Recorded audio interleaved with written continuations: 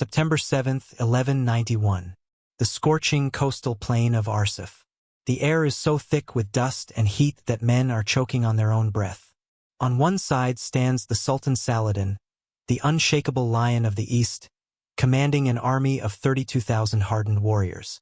Opposing him is a ragged, heat-exhausted column of 12,000 invaders, men pushed to the absolute brink of physical collapse, their armor baking them alive under the Levantine sun. By all conventional logic of warfare, this should be a massacre. And it is, but not the one history expected. In the span of 17 minutes, the world turns upside down. What happens next is not a battle, but a physics equation of pure violence solved with terrifying speed. A single trumpet blast shatters the stalemate, and the exhausted Crusader line detonates forward. It is a kinetic release of frustration so sudden and so violent that it defies the tactical comprehension of the time. In less than 20 minutes, roughly the time it takes to saddle a horse, the myth of Saladin's invincibility is dismantled, limb by limb. The Ayyubid lines do not just break, they evaporate. 7,000 of the Sultan's elite cavalry are cut down before they can even turn their mounts. The kill ratio is a staggering 10-1. Saladin, the man who reclaimed Jerusalem and united the Islamic world, is left watching from a distant hill, paralyzed by the sight of his grand army being fed into a meat grinder. This was not a victory of numbers, nor of superior weaponry. It was a victory of timing, discipline, and a breaking point weaponized into a slaughter. To understand how an exhausted underdog force achieved the impossible in mere minutes, we must first understand the man who led them into the fire. History is often written as a collision of steel, but the true turning points are found in the silence before the crash. By every metric of warfare, logistics, manpower, and geography, the Crusader force was already dead. They were outnumbered 50-1, isolated in hostile territory, and ravaged by a fatigue so deep it felt like a sickness. The Saracen army, vast and well-fed, should have swallowed them whole within the first hour of engagement.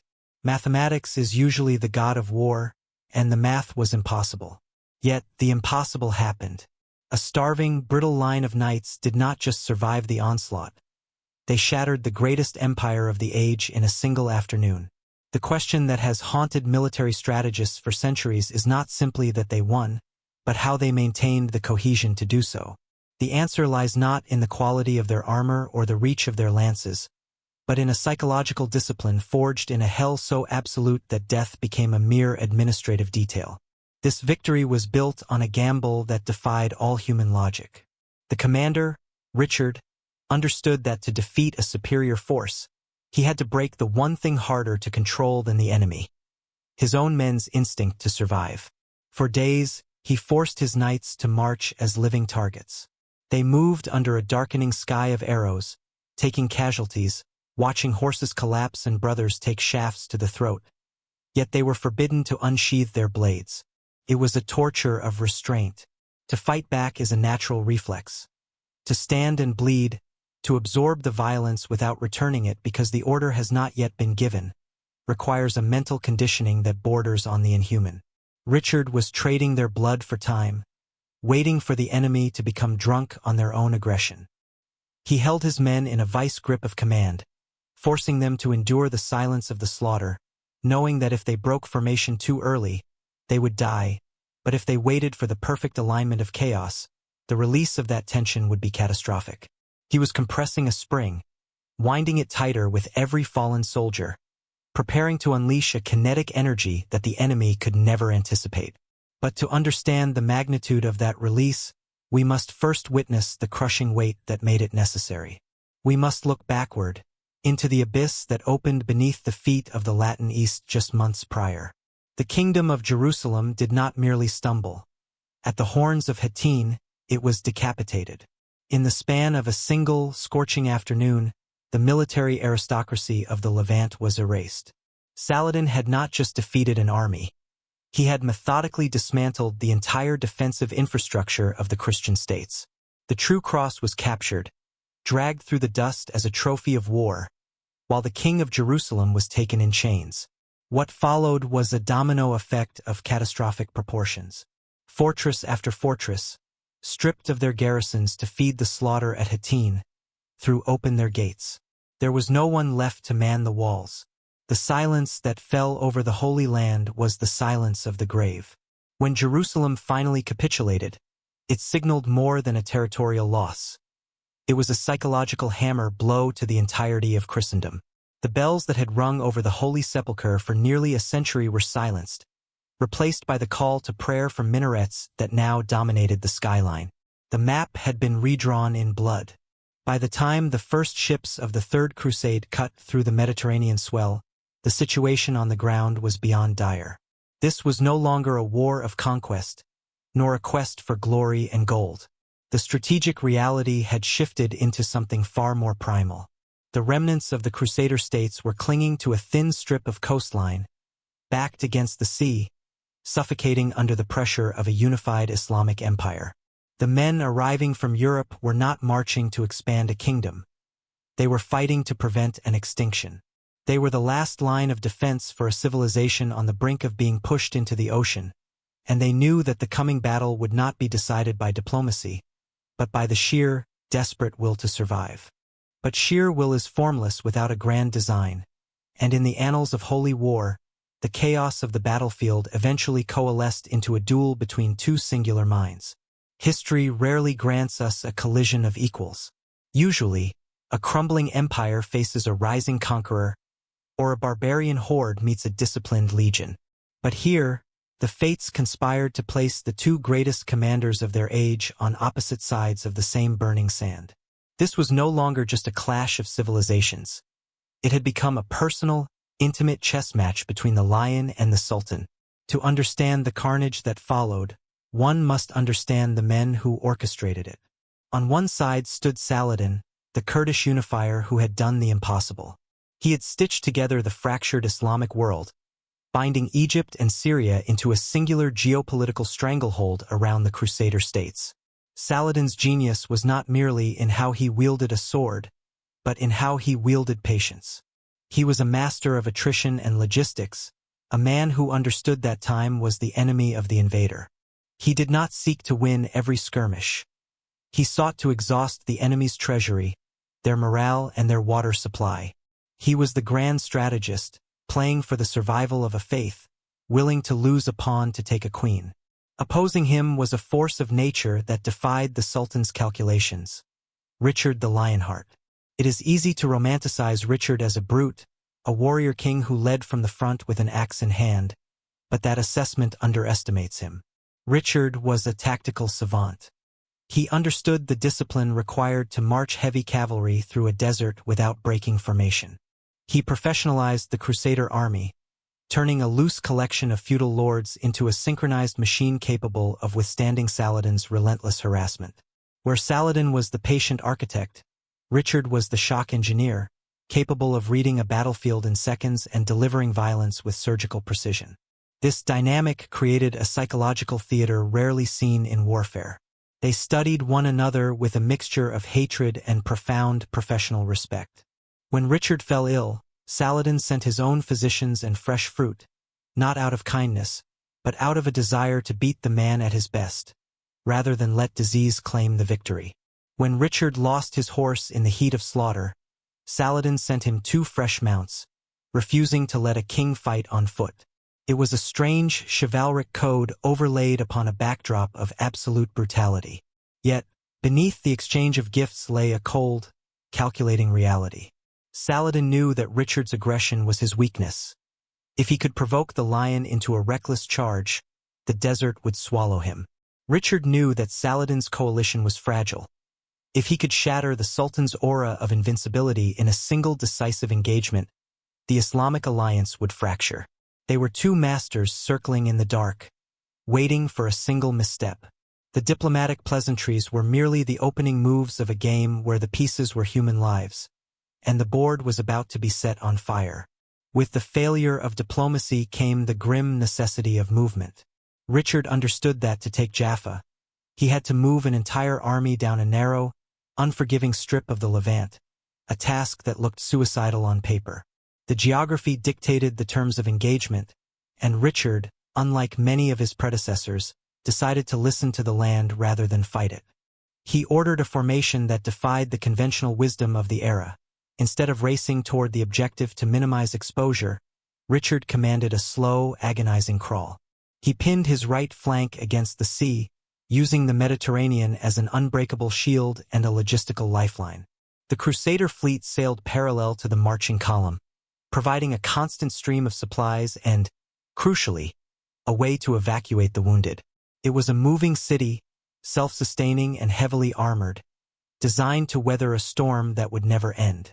This was not merely a march. It was a rolling fortification, a strategy of patience designed to nullify the enemy's greatest advantage, speed. Saladin, watching from the hills to the east, recognized the brilliance of this formation immediately. He realized that a direct assault on such a condensed mass of iron would be futile. Instead, he chose to turn the road from Acre to Jaffa into a 10-mile corridor of death. If he could not break them with force, he would break them with frustration. He deployed his light cavalry and archers into the wooded slopes and dunes, shadowing the Christian column like a pack of wolves stalking a massive, lumbering beast. For the soldiers on the ground, the march became a psychological torture chamber. The summer heat baked them inside their mail, while clouds of dust choked their lungs. From the tree line, a relentless rain of arrows hammered against their shields, hour after hour, day after day. Saladin's goal was not immediate destruction, but provocation. He needed the Crusaders to lose their temper, to break rank and charge into the waiting ambush. Both commanders understood the stakes of this silent duel. Richard required absolute, inhuman discipline to keep his men in line, while Saladin needed only one moment of weakness to slaughter them all. The trap was not just a location, it was a state of mind, and as the towers of Arsuf came into view, the tension finally reached its breaking point. To survive the march toward Arsuf, the Crusader army transformed itself. They did not merely deploy troops. They constructed a fortress of flesh and iron that could move. This was the famous moving box, a tactical innovation born from decades of bitter lessons in the Levant. At its core rode the heavy cavalry, the aristocracy of war, shielded like a beating heart. These knights were the ultimate projectile weapon of the medieval world, capable of shattering any line they struck, but they were useless if their horses were killed before the charge. To protect them, the outer shell of the formation was composed of grim, disciplined infantry. Spearmen formed a hedge of steel to deter enemy charges, while crossbowmen marched in rotating files, creating a rolling barrage of bolts that kept the enemy at a distance. It was a symbiotic machine. The infantry offered protection, and the knights offered the promise of a devastating counterattack. The entire formation relied on a singular, brutal discipline. No man could step out of line, no matter the provocation. Against this monolith stood the Saracen philosophy of war: speed, deception, and fluidity. Saladin's forces, particularly the Mamluk horse archers, were masters of the hit and run. They did not seek to crash against the Crusader shield wall. They sought to erode it. Their tactical doctrine relied on the composite bow, a marvel of engineering constructed from wood, horn, and sinew. When drawn, it stored immense potential energy, capable of launching arrows with terrifying velocity. However, the physics of the battlefield favored the Europeans in a direct exchange. The Crusader knights and heavy infantry wore hauberks of riveted chainmail over thick, quilted gambesons. This layering was crucial. While a Turkish arrow could puncture skin, it struggled to penetrate the interlocking rings of high-quality European mail at range. The kinetic energy was absorbed by the padding, turning lethal shots into painful bruises. The real danger was not to the men, but to the unarmored horses and the psychological endurance of the troops. This brought the battle down to a logistical nightmare of heat management. The Crusaders were marching in an oven, encased in 50 pounds of metal under the blazing Levantine sun. The internal temperature of a knight could rise to dangerous levels within an hour. Dehydration was a faster killer than steel. Saladin knew that he did not need to break the formation with force. He only needed to harass them until the heat and frustration caused a single unit to lose its discipline. If the box opened, even for a second, the swarm would enter, and the massacre would begin. The armies were now locked in a contest of biology as much as strategy, waiting for the first man to blink. For 7 days, the army did not simply march. They endured a slow-motion execution. The sun became an enemy as lethal as the Saracens, with temperatures climbing past 115 degrees Fahrenheit. Inside the chainmail, the air grew stagnant and toxic. Men boiled in their own sweat, the padded gambesons beneath their steel turning into suffocating wet blankets. Every step was a labor of heavy lifting, dragging 60 pounds of iron through shifting sand and jagged rock, while the horizon shimmered with heat haze and the dust of 30,000 enemy horses. Saladin's strategy was not to break their lines with force, but to break their minds with frustration. His horse archers did not commit to a charge.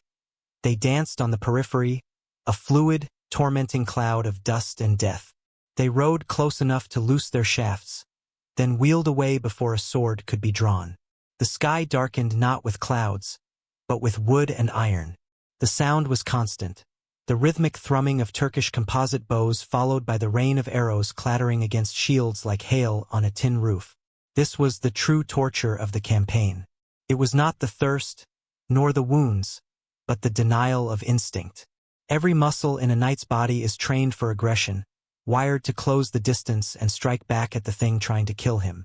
To walk slowly while men die around you requires a discipline that transcends training and enters the realm of fanaticism. If a single squadron lost its temper and charged out to chase the archers, the formation would rupture, the swarm would flood the gap, and the army would cease to exist. At the center of this iron box rode the boy king. Bandaged, masked, and rotting alive, Baldwin remained upright in the saddle, tied to his horse so his failing body would not slump. If the leper king, whose very nerves were dying, could endure the furnace without complaint, no healthy man dared to utter a word of surrender. They marched to the rhythm of their own suffering, stepping over the bodies of their brothers to close the ranks. The formation compressed, tighter and tighter, a coiled spring of rage and desperation. Saladin watched from the hills, waiting for the inevitable fracture, unaware that he was not compressing a crumbling stone, but forging a diamond. The march was finally over, and the time for discipline had passed. The sun rose on September 7th to illuminate a nightmare, revealing that the previous days of skirmishing were merely the prelude to an annihilation. Saladin had concentrated his entire army, a swirling ocean of light cavalry and mounted archers, with the sole intent of crushing the Crusaders into the dust of the road before they could reach the orchards of Arsuf. The heat rose, and with it, the intensity of the assault shifted from harassment to a suffocating, close-quarters bombardment. At the rear of the column, where the dust was thickest and the pressure most severe, the Knights Hospitaller held the line. These were men bred for the shock of the charge, warrior monks whose entire existence was predicated on aggressive piety. Yet they were forced to endure a humiliation worse than death: impotence. They marched backward, shields locked, while a hailstorm of arrows hammered against their mail. The Saracens, sensing the fragility of the rearguard, surged inward, shouting insults and targeting the one thing a knight values more than his own life: his horse. Animal screams pierced the din of battle as destriers were felled by the dozen, forcing proud noblemen to fight on foot in the churning sand. To the Hospitallers, this was not just a tactical disadvantage. It was an affront to their honor. They were being dismantled piece by piece, denied the right to strike back at the tormentors circling just out of reach. Master Garnier de Nablus, the commander of the Hospitallers, rode to the king, his voice cracking with the strain of a man watching his brotherhood bleed out for the sake of a strategy he could no longer comprehend. He pleaded for the signal to charge, to unleash the heavy cavalry and sweep the enemy from the field. But the order remained absolute: wait. The trap was not yet set. The discipline required to hold fire while one's men are butchered is a burden few commanders can bear, and Garnier was reaching his limit. He returned to the rearguard, but the Saracens pressed closer, their confidence swelling as they mistook discipline for cowardice. They struck the knights with maces and scimitars, engaging in hand-to-hand combat before wheeling away, daring the Christians to break formation. The psychological weight became crushing. It is one thing to ask a man to die. It is another to ask him to stand still and let it happen. Then the dam broke. It was not a calculated maneuver, but a rupture of human endurance. The marshal of the Hospitallers and a breathless companion could take no more. With a cry of St. George that cut through the cacophony, they spurred their mounts and broke ranks, galloping headlong into the Saracen swarm.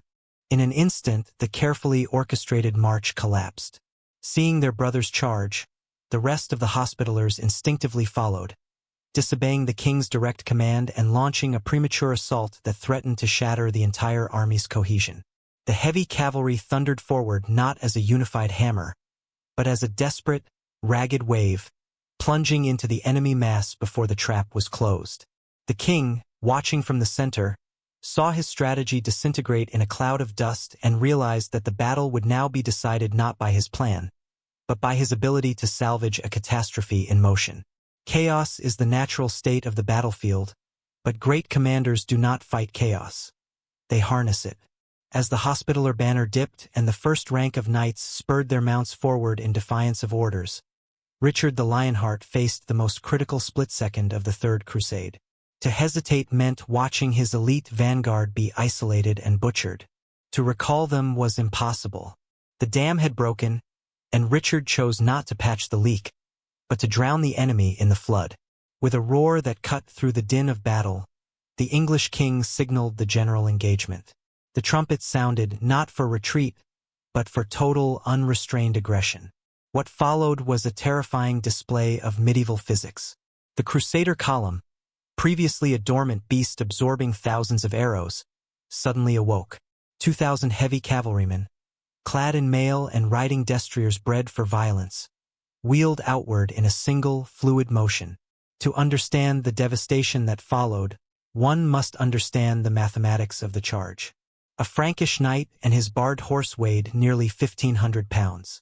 Multiply that by 2,000, moving in tight formation at 20 miles per hour, and you generate a kinetic force capable of shattering bone and wood before a sword is even drawn. This was the Iron Wall, a tactical maneuver that relied on density and momentum rather than individual fencing skill. Saladin's forces, who had spent hours tormenting a passive enemy, were suddenly staring at an approaching avalanche. They were light cavalry, built for speed and skirmishing, possessing no armor capable of withstanding the impact of a couched lance delivered by a heavy warhorse. The psychological shift was instant. The hunters became the prey. The impact was less a combat engagement and more a biological disintegration. The Crusader heavy cavalry smashed into the Saracen lines with the force of a falling cathedral. The front ranks of Saladin's army were not merely killed. They were trampled into the dust of the coastal road. The intricate spacing of the Muslim archers collapsed instantly as the sheer weight of the Frankish charge drove them backward, compressing their formation until they could neither maneuver nor retreat. In the span of minutes, the discipline of the Ayyubid army evaporated. The hammer of the heavy cavalry had struck the anvil of the infantry line, and the sparks were the lives of Saladin's best soldiers. What had been a calculated encirclement by the Sultan became a desperate rout. The dust cloud that had once hidden Saladin's victory now choked his retreating troops, signaling to the world that the Lionheart had finally unsheathed his claws. Silence did not fall gently upon the plains. It arrived like a heavy, suffocating shroud. As the last echoes of the Crusader war cries faded into the distance, the sun dipped low, illuminating a landscape transformed into an abattoir. The chaotic swirling of dust that had defined the charge dissipated, leaving behind the stark, undeniable reality of what had just occurred. In 17 minutes of concentrated violence, the myth of Ayyubid invincibility had been dismantled, bone by bone. To walk the field was to witness the death of an elite. The Mamluk Corps, Saladin's personal guard and the most feared cavalry in the east, lay in ruin. These were men bred for war, armored in the finest steel of Damascus, yet they had been shattered like glass under the iron hooves of the Frankish charge. Their bodies formed gruesome mounds, mixed inextricably with the carcasses of their horses, creating a barrier of flesh that stretched across the valley floor. There was no order to the dead, only the chaotic sprawls of men who had been cut down before they could even draw their scimitars. Amidst this carnage, the Sultan himself was nowhere to be seen. Saladin, the great unifier of Islam, had been dragged from the field by his panic-stricken bodyguards, his eyes wide with a shock that transcended fear. He had not merely lost a battle, he had lost his aura. He fled into the desert night not as a conqueror, but as a fugitive, leaving behind his baggage train, his treasury, and the flower of his army. The butcher's bill was staggering in its disparity. As the surviving knights began the grim task of counting the fallen, the mathematics of the miracle became clear. 7,000 of Saladin's soldiers lay dead, their ambitions cooling in the dirt. On the other side, the cost of this impossible victory was a mere 700 men. For every Christian life extinguished, 10 of the Sultan's warriors had been sent to meet their maker. It was a ratio that defied the logic of medieval warfare, a statistical anomaly that would haunt Saladin's generals for years to come. But as the adrenaline faded and the knights looked upon their work, they realized that while the slaughter was over, the war for the soul of the Holy Land had only just begun. The dust of the battlefield had barely settled, yet the silence that followed was heavier than the clash of steel. To the common soldier, flushed with the intoxicating rush of survival, the path forward seemed ordained by God himself. The road to Jerusalem lay open. The holy city, the very epicenter of their spiritual yearning, was finally within reach. But as the eyes of the army turned toward the horizon, expecting the order to march, Richard the Lionheart did something that would baffle chroniclers and enrage zealots for centuries. He ordered them to stop. This is the paradox of high-stakes warfare. The most dangerous moment often comes immediately after a tactical triumph. The army standing on that field was a victorious one, yes, but it was also a hollow shell. They were physically shattered, dehydrated, and operating on the fumes of adrenaline that was rapidly evaporating in the punishing heat. Richard, unlike the fanatics who surrounded him, understood that an army is not a limitless resource. It is a biological machine with a breaking point, and his men were standing on the precipice of theirs. To press on to Jerusalem would have been a decision of the heart, not the head. The supply lines were stretched to their absolute limit. The wells between their position and the holy city had been poisoned or destroyed by Saladin's retreating forces. To march on Jerusalem was to march into a desert trap where thirst would kill more men than Saracen arrows ever could. Furthermore, Richard recognized the strategic reality that victory in the field does not guarantee success in a siege. If he encircled Jerusalem, Saladin's surviving mobile forces would simply encircle him. The besieger would become the besieged, cut off from the coast, isolated, and slowly starved into submission. The decision to turn back was an act of supreme discipline, a quality far rarer than courage. It required Richard to shatter the dreams of his own men to save their lives. He chose the preservation of his force over the glory of the ultimate prize, accepting the stain on his reputation to avoid the annihilation of his army. It was a cold, calculated trade-off. He had won the battle, but he lacked the logistical engine to win the war. As the order to withdraw rippled through the ranks, replacing cheers with confused murmurs, the king proved that the hardest conquest of all is the conquest of one's own ambition. He had saved the crusade from total destruction, but in doing so, he left the door open for a resurgence that would haunt the Christian kingdoms for generations. The myth of invincibility is a fragile thing, often shattered in a single afternoon. For years, Saladin had been projected across the Near East not merely as a sultan, but as a force of nature, a divine instrument sent to sweep the Franks into the sea. But as the smoke cleared and the screams of the dying faded into the desert wind, that aura was irrevocably broken. The Sultan had been bled, and the princes of the Islamic world now saw that their great unifier was, after all, only a man. This realization sent a shockwave through the geopolitical landscape of the Levant. The psychological dominance that had fueled the Ayyubid expansion evaporated. Saladin's emirs, once bound by the certainty of victory, now looked upon the Frankish heavy cavalry with a renewed primal dread. The lesson learned on this killing field would dictate the strategy of Muslim commanders for generations to come.